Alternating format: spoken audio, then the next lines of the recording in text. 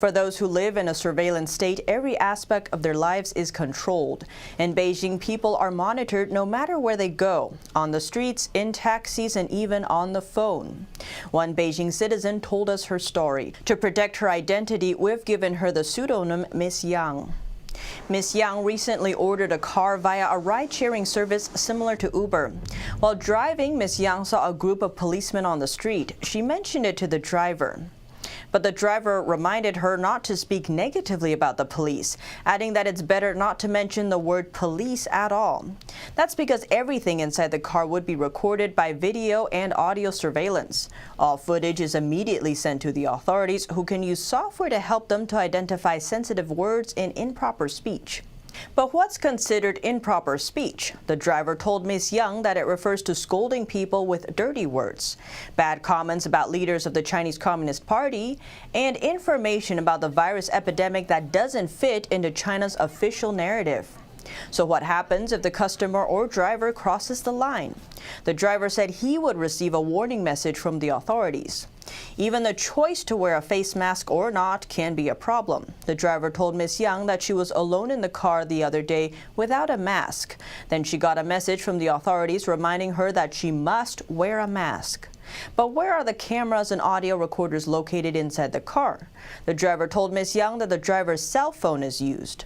It's a simple system. When a customer uses a ride-sharing app to get in contact with a driver, both of them have to accept many terms and regulations, including video and audio recording. If they refuse, they won't be granted access to the software.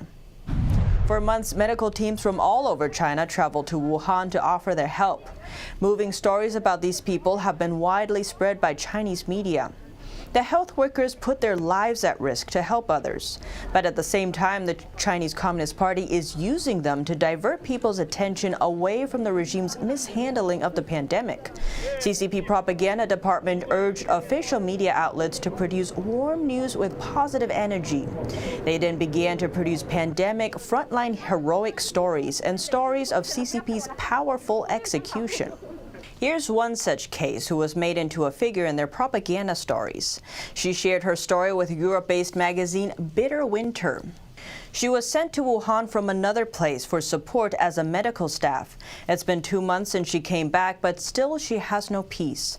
Monitored by government staff, she is busy telling her stories in Wuhan to designated media outlets, promoting positive energy.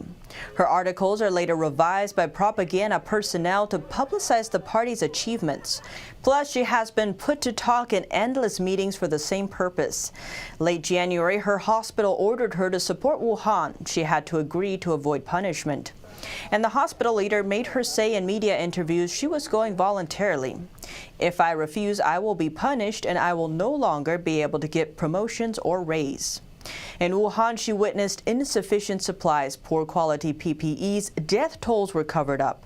But she is not allowed to talk about them, even with her family, because these are considered negative energy. She said, once you do, you will be charged for leaking state secrets. She concludes, our futures are in the hands of the government. We can only do as the CCP says to secure our future.